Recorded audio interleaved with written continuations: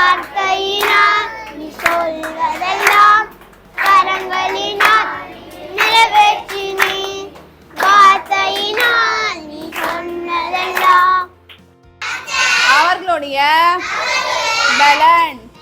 கர்த்தர் அவர்களுடைய பலன். அவரே தாம் அபிஷேகம் பண்ணினவனுக்கு அரணான அடைக்கலமானவர். சங்கீதம் 28:8.